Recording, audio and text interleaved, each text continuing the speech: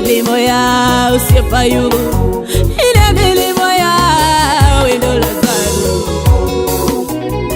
jalimbe waningi ma wani mwandu ine mamidu. Agoyo ne Nyasaye maduong' erokamano nikech okinyi machielo ma Kristo osetimo kendo Nyasaye osako keloya e TV Lolwe ka mondo achaka yale wach ma Ruoth oseketo e chunya kendo in mibedo piny akwayi mondo ikaw kom ibed piny mondo iwinj wach ma Ruoth oseketo e lewa. Bang'e ang' wanalam Nyasaye katieko. Yiena mondo asom muma kuom weche ariyo mondiki. Mokwongo adhi somo buk mar Samuel mokwongo 9. Bang'e abiro somo buk machielo e buk mar Johana Injili. Buk mar Samuel mokwongo 9 achako somo e 3. Chako somo 3 maluwo. Chieng' moro kenje mag Kish wuon Saulo nolal. Mi Kish nowacho ni Saulo wuode niya, kaw jatich moro udhi umanygo kenjego. Negidhi gimanyogi e piny gode mag Efraim kendo e gode mag Shalisha, to ne ok giyudogi kuno. Bende ne gidwarogi e piny Benjamin, to ne ok giyudogi. To kane gibiro e piny Suf, Saulo nowacho ni jatichne mane ni kode niya, wuoth wadogi dipo ka wuora oweyo paro kenje koparo mana wan. To jalo nowachone ni e dalani nitie ng'at Nyasaye marahuma, weche duto mowacho timore adier. We wadhi kuno dipok ofwenyonwa wach moro kuom wuodhwani.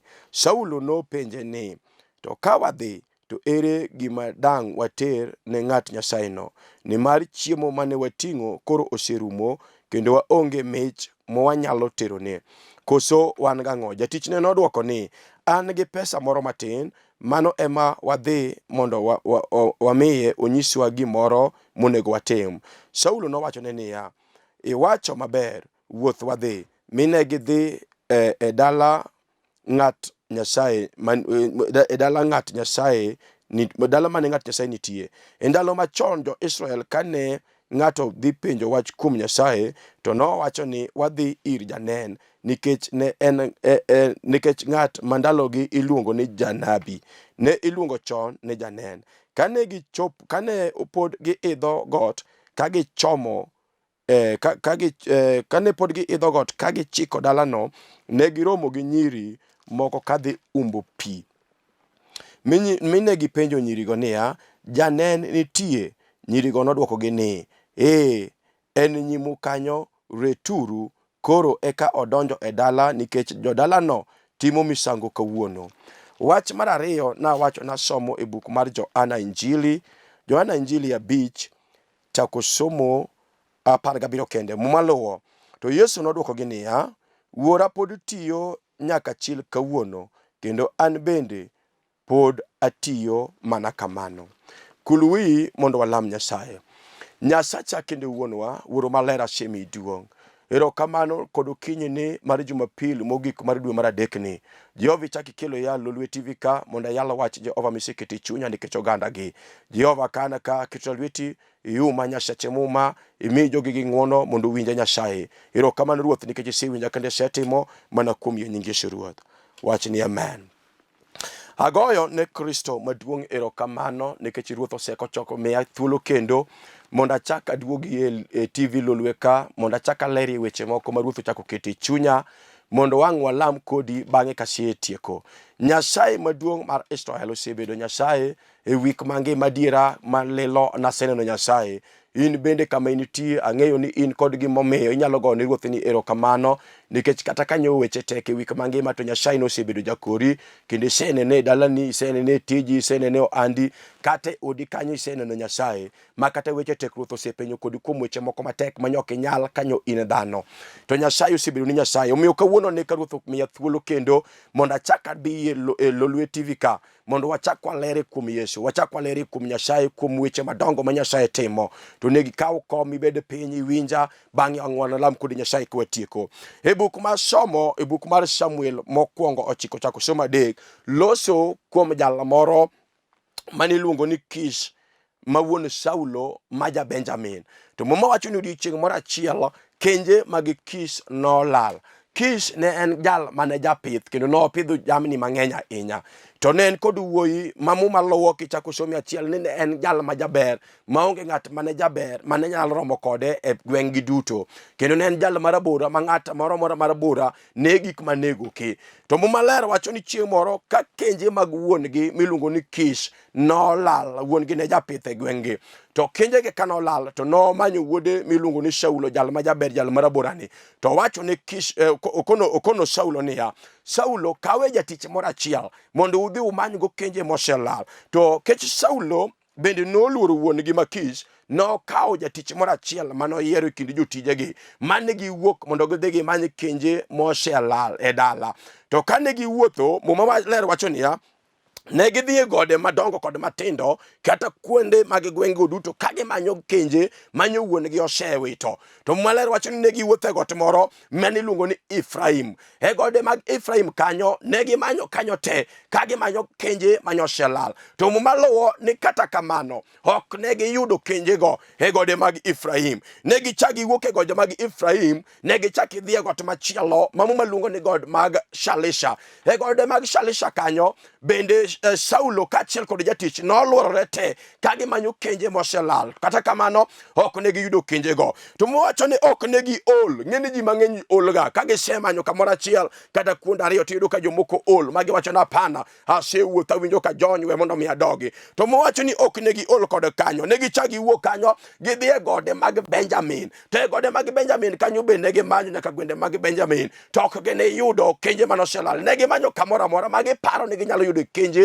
mag wuongi moselal, to ok ne giyudo. To kane gibedo piny to giparo ni to ere kama chielo manyalo dhiye. To mwacho niya, ne gidhi e got machielo maniluongo ni Suf. To e got Suf kanyo bende ne gimanyo to giyudo. To kanyo ema koro Saulo ma wuod Kish ma ja Benjamin ang'o ol. To wacho ne jatije niya, iwinjo, koro winjore mondo wadogi nikech wasemanyo kenje e gode mag Efraim to ok wayudo. Wachak wadhi e gode mag Shalisha ok wayudo. Wadhi e gode mag Benjamin, godego be ok wayudo gie. Wadhi e gode mag Suf be ok wayudo gie. Koro an aneno ni mondo wadog dala nikech koro wuonwa biro we paro kenje moselal, to biro chako paro wan wawegi nikech wan bende wasebudho oko. Koro winjore mondo wadogi. To jatich ne no ng'eyo kuom Nyasaye mane ni kuom jatich moro mane ni e gweng'no. To wacho niya, nitie jatich Nyasaye moro miluongo ni Samuel mani e gweng'ni. En ng'at mara uma kendo wach ka wach mowacho timore. Yie mondo wadhi ir jatich Nyasaye no. To muma maler wacho ni Saulo ang'o penjo jatich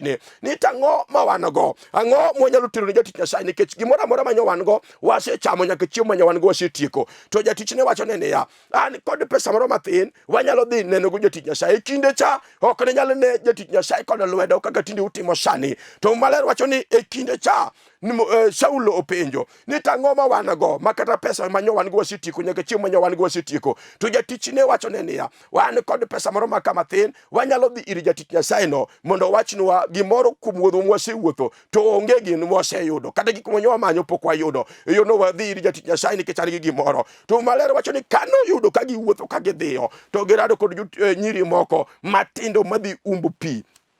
Kiwinjo kamoro amora muma kaluso kuom pi mano nyiso ngima. To maler wacho niya, ne girado kod nyiri moko kano ting'o gik ma gidhi omogo pi e aora. To gipenjo nyirigo niya, bende uneno nwa janen? Janen en jatich Nyasaye kinde machon niluongo jotich Nyasaye ni jonen. Koro kane dhi neno jatich Nyasaye kuom wach moro to ne wacho ni dhi neno janen masani iluongo ni janabi. To maler wacho ni nyirigo wacho negi, openjo gipenjo nyiri niya, nyiswa uru kama janen nitie. To nyirigo wacho negi ni dhiura dhiya piyo piyo ariyo nikech en mbele ukanyo. Mane wach madwana losi kudu kinyi nikech Nyasaye oseketa ka mae wik mogik, mae Jumapil mogik e dwe mar adek ni. Adiera samoro nitie gima oselal e ngimani ma samoro isemanyo, ni imanyo kuom dakteche, ni imanyo kuom ajuoke mabeyo mag dalau, ni imanyo kuom jorieko mag piny nyaka jombofwa, to nyok iyudo gima ber manye imanyo. Muma Maler wacho ni Saulo ma wuod Kish ma ja-Benjamin ang'o ka jatich moro achiel nikech wuon gi okone no mera kenjewa oselal, to manyi jatich moro mondo wuothe go kuom moro amora munyalo wuothi ka umanyo kenjewa moselal. To Muma Maler luwo niya, negi wuothe gode mag Efraim ok ne giyudo, negi dhie gode mag Shalisha ok ne giyudo, negi dhie gode mag Benjamin ok ne giyudo, negi dhie gode mag Suf ok ne giyudo, magi winjo ka koro gino oselal. To Muma Maler wacho ni jatich nang'o wacho ni kik iwit geno, nitie jatich Nyasaye marahuma, en gimoro amora mowacho ni kare kendo gimoro amora mowacho timore. We wadhi mondo wapenje wach kuom wuodhwa ni, dipo komiyowa wach moro manyalo miyo wadhi maber. To Muma Maler wacho ni gidhiyo mondo gidhi gimany jatich Nyasaye. An bende okinyi kawuono sani ang'eyo ni kaming'iyano nitie gima oselal e ngimani misemanyo to pok iyudo. Isetemo kodo pesa to pesa kosekelo geno, isetemo kodo ajuoke mag dalau, adiera ajuoke mag dalau kosekelo geno. Kawuono abiro kelo ng'at minyalo dhi ire, iluonge ni Janen. En gimoro amora ok inyal pondoni, ma kata gimoro nyopande kod anyuola mag dala, kata nyopande kod ajuoke mag dalau koywayi e mbofwa mowacho ni gimoro amora maber ok ibi yudo, kata gigi nyopande molal kabisa. Nitiere Nyasaye maduong' mar oganda lweny, abiro lero jal maratego, jal marahuma, en kende moromo kilmanye kawuono kod okinyi tibiro yudo gigi duto te moselal. Muma Maler wacho ni Saulo ang'o manyo kamoro amora, nitiere gimoro misemanyo dhako kata dichuo e odi kanyo nitie gima isemanyo ma samoro isewuotho. Nitie mon moko manyo kendi kanyo kendi gi nyogi go kwano magi wacho ni an kaka osekendani abiro nyuolo nyithindo 5 tatieko. Jomoko nyo wacho nadhi nyuolo nyithindo 4, jomoko nyo wacho nadhi nyuolo 2 kende, jomoko nyo wacho nadhi nyuolo nyiri 3 kod yowuoyi 2. Kata kamano ok nyo timore kamano, jomoko kata nyathi achiel pok obedo go to osebede keny kata higni 20. Osemanyo kod rieko mag piny, osemanyo kod rieko mag somo,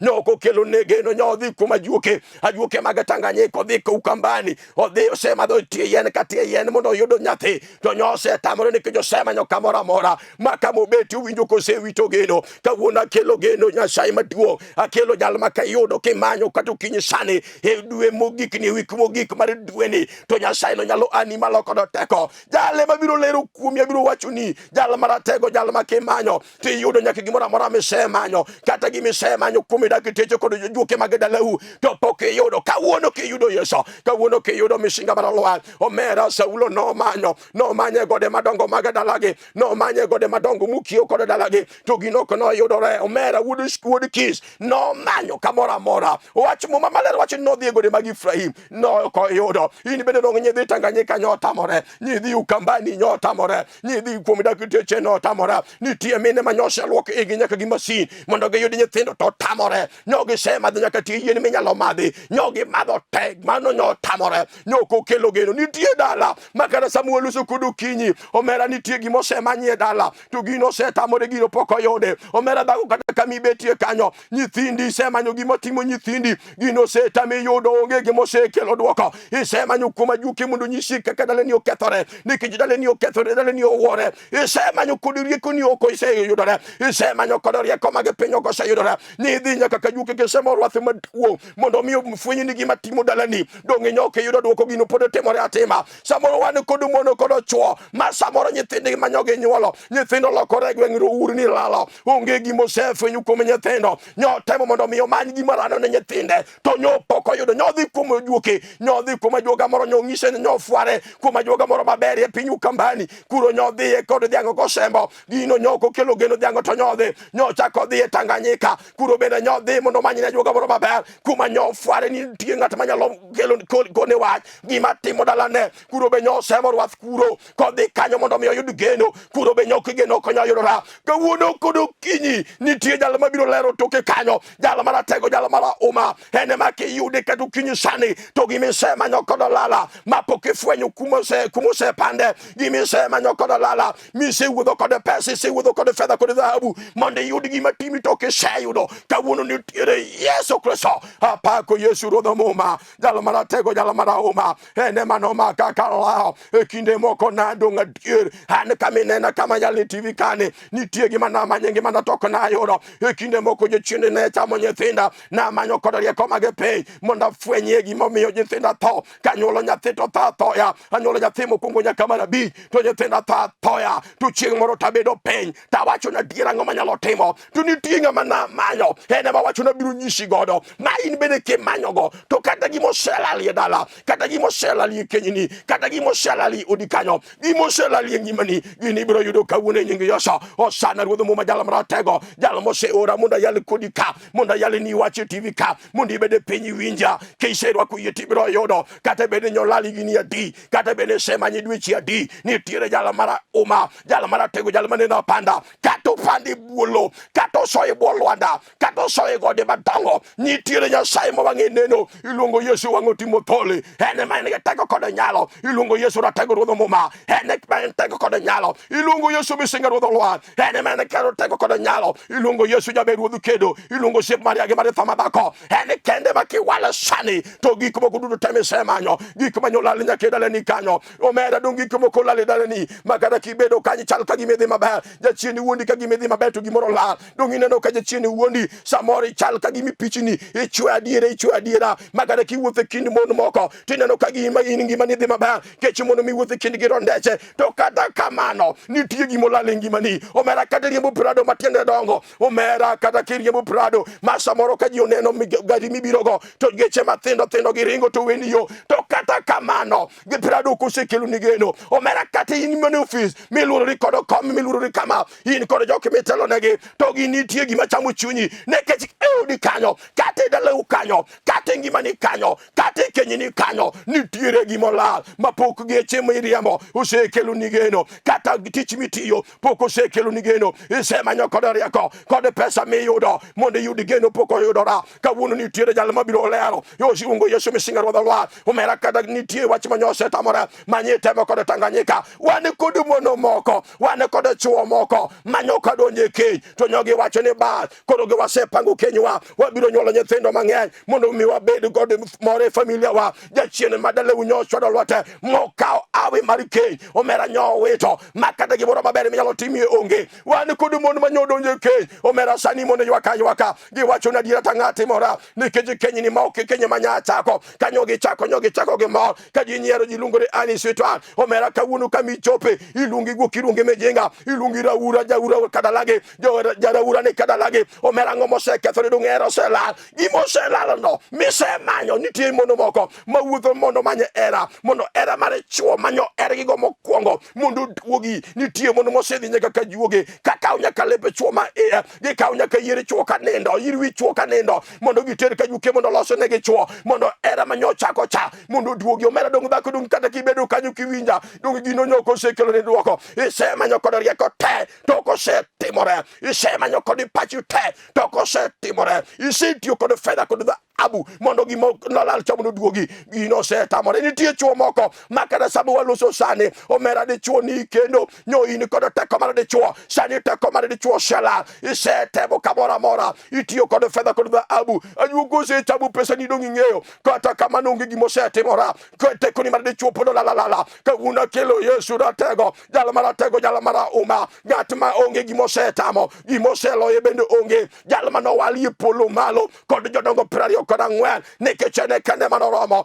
jala mano toy musalabe bao, musalaba Kalvari kacha, Jehova no kende moromo, ene maka ng'ato wale katu kinyisani, to gimora mora mosala lengi mani, obed no lali odi di chuo, obed no yali odi nyako, nitiere Yesu misinga ruodho lwar, jala mara tego, jala mara uma, ilungo Yesu siep Maritha gi Maria madhako, ene kende moromo, ilungo Yesu siep Lazaro maja Bethania, ene kende moromo, ene kende masichi se yuda, ti yudo kumiduto te, ene monegi manye de chuo, ene jal maneno panda, kata gik machandi ong'eyo, kata gik maikwe ong'eyo, kata kami betie no dhako, gima chandi mok yudo no, gima chandi masamore chunyi gowo, mondi madhi sumi ya e piny, nitiere jal monegi many, ene makimanye to gino te, biro wa nying Yesu Kristo, ene kende moromo kadu kinyi, nitiere jal maratego maripolo, ene kende monego manye, ene kende muwinjorwa, ene manowala, kodo teko maripolo, ilungo Yesu nyowui makayo, ene Nyasaye wale, momi omiyo teko kod loch ne teko kod loch ni alwata emomiyo kiyudo Yesu kata sani to duto te nyalora obiro lamo kodi katieko kata kamano to negi loso na yie nikech gigi Nyasaye kaw kodi yie onge gimi kaw kuom Nyasaye kata ko kata dichuo nyako kata kijana okoloso yie kuom Nyasaye no emomiyo kinyi sani adwa mondo iloso yie omero nego walor dueni ka isema ko gigi lweti donga wacho ni adiera ni mai week Jumapili mogik to ruoth okela kanang'o mondo dhako moro mosebanyo gige oyudie gigi kudu kinyi mondo kwa donje dwe mar ang'wen to yudi kisema ko gigi omera dichuo iwinjo ya kata gik misemanyo mapok iyudo sichamie pesani to pok iyudo kawuono kudu kinyi ang'o miyo ruoth okela ka mondo iwinja ikaw gigi nitiere Nyasaye marahuma jalo maratego man nyingi duo iluongo Yesu manyinga la Yehova maripolo onge jali mipimo kod Yesu kata nyulo madalau jogo ng'eyo Yesu kende omera Yesu malero ene kende moromo Nyasaye marahuma marogana lwe buk masomo marareyo muma malero wacho niya ibuko mara Johana ni to Yesu nodwoko gi niya wuora pod tiyo nyaka kawuono kendo ane bende pod atiyo kamano mane jal madwa ne yier muma malero wacho niya Yesu janasara ukono jo Yahudi ni wuora pod tiyo nyaka chiel kawuono ani bende pod atiyo mana kamano omera kata gimisemanyo gimomiyo Yesu ne wacho ma uduchieng' moro achiel odhi e piny Jerusalem to e dho bath yawo moro ne nitie joko mane nindo kanyo to Muma Ler wacho niya e kinde ka kinde malaika ne jabiro to tugo pi kanyo to kosetugo pi to ng'ato manoringo manodonjo e pigno mokwongo jalo ne chango omiyo bath yawo kanyo ne ji mine kod chwo nyiri kod kijende nyaka jodongo ne dhi kanyo mondo rito chang kata mondo girito malaika mondo tugu pi mondo ng'ato modonjo mokwongo mondo yudo change ne ago to e ka chieng' moro Yesu donjo Jerusalem oyudo dichuo moro oneno dichuogno gima bor to fwenyo kod chunye ma iye nadira dichuogni chalo osebedo ka kuom higni mang'eny dichuogno Muma Ler ni nosebedo dho yawo kanyo kuom higni 38 ka gima norito nene chang ma gima nomanyo nene chang kata kamano ne pok oyudo to ang' Yesu nenogo to Yesu penje niya bidwa ni mondo ibed mangima koso ang'o midwaro mondo utimni bende idwa mondo ichangi to dale dwoko Yesu niya asebedo ka kuom muda kata kamano ka pi otugore to nitie jok maringo to kuongo na kuonga an aonge kod jalo madirosa aonge kod jalo madikonya omera dhako samoro isewacho kamano ni onge ng'ate manyalo konyoi nikech isetemo kod pesa kosekelo ni geno dichuogro cha bieng'o kono Yesu ni an gima dwaro ene chang kata kamano ka pi otugore onge ng'ate manyalo konya mondo keta pi nikech ng'ate mokwongo mayudo chang ibira to kaw changi to dhi an asebedo ka kuom higni 38 gima nabiro manyo pok ayudo gima asemanyo manogola dalawa ni mondo ayud change mondo awuog ka kata kamano kuom higni 38 pok ayudo change manabiro manyo to Yesu kone niya ka in change midwaro ka upirni mondo ya te ka ang' jo-Yahudi owinjo ni Yesu chango dichuo odiechieng' mar Sabato jogi ochokore mondo dhi ir Yesu mopenje ni tang'o mitimo kamano nikech e gweng'wa ka e piny jo-Yahudi wan ok wachang ji chieng' Sabato tema Yesu dwoko gi niya iwinjo an wuora pod tiyo nyaka chiel kawuono an bende pod atiya aonge odiechieng' matiye kata obed Sabato kata obed Jumapil an atiya pela omera kata nyocha itemo e higa mokadho nyoko timora Nyasacho pod tiya omera kata nyitemo idwi mokadho ok nyanyolore